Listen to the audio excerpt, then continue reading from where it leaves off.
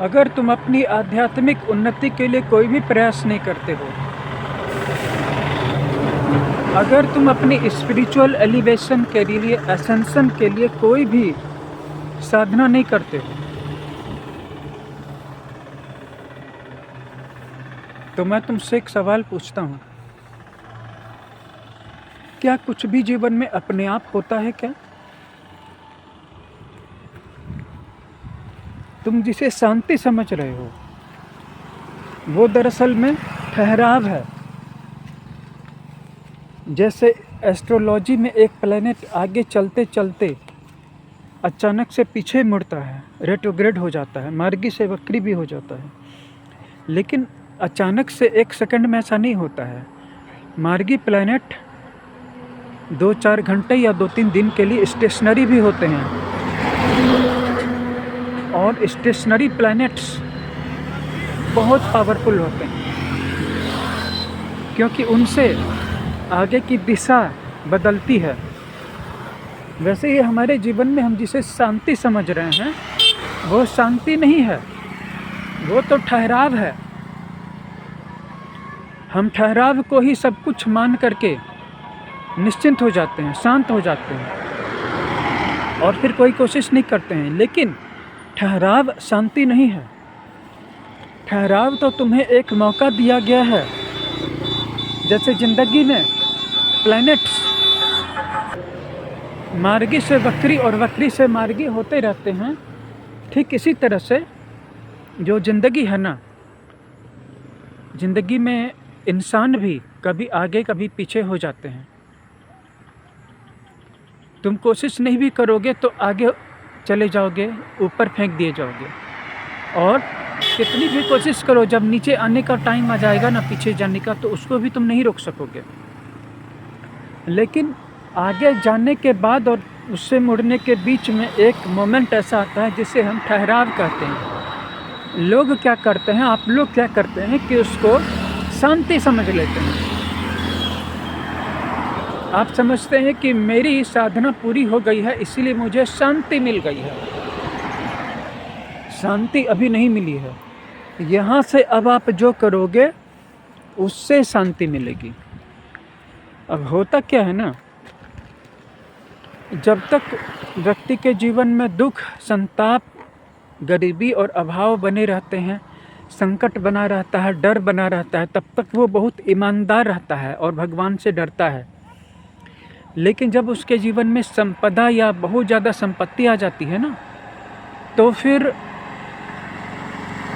ऐसा देखा गया है कि बहुत सारे लोगों की काम वासना या लोभ बेलगाम हो जाती है, क्योंकि ये हमारे डीएनए में है, ये हमारे नर्वस सिस्टम में है कि पैसा आएगा तो काम वासना का उपभोग करेंगे, निश्चिंत होकर के करेंगे। ऐसा नहीं करना चाहिए। पैसा आ गया, संपदा आ गई, वेल्थ मिल गया जीवन में, तो आपको थोड़ा सा ठहर जाना चाहिए और जीवन को अधिक से अधिक सादगी वाला बना लेना चाहिए। कम से कम खर्च करें। जब आपके जीवन में गरीबी थी, उस समय जितना आप कम पैसे खर्च कर पा रहे थे, अब उससे भी कम पैसे खर्च करें। अब जो है, ऐसा सोचे कि और गरीब हो गए हैं, और मैं कोई मजाक नहीं कर रहा हूँ।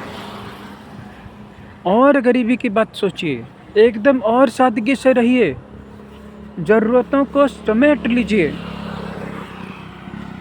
और तब ज़िंदगी के इस अभाव को, इस दैन्य को भीतर से, दिल से रो करके महसूस कीजिए। पैसा आ गया। ज़्यादातर लोग, आप लोगों ने देखा होगा कि जब कोई करोड़पति, अरबपति, सेलिब्रिटी बन जाता है तो उसके बहुत सारे सेक्स स्कैंडल सामने आने लगते हैं, रोमांटिक अफेयर सामने आने लगते हैं।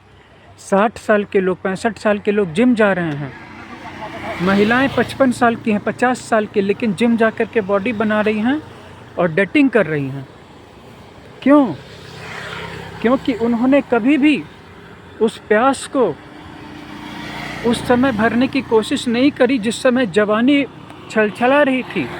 जिस समय जवानी भरी हुई थी उस वक्त उन्होंने काम वासना को समझने की कोशिश नहीं की है तो है क्या। और अब जब जवानी चली गई और हाथ में थोड़े पैसे आ गए तो अब काम वासना बूंद बूंद करके टपक रही है, प्यास मिटती ही नहीं है। समझ में नहीं आता है कितनी बार पार्टनर बदलें, मेकअप करें, जिम जाएं, बॉडी बनाएं, लेकिन सेक्स की प्यास नहीं मिटती है, क्योंकि इस पर ध्यान करने का समय जवानी में था। जवानी चली गई, अब आपके हाथ में क्या बचा है? सिर्फ बुढ़ापा।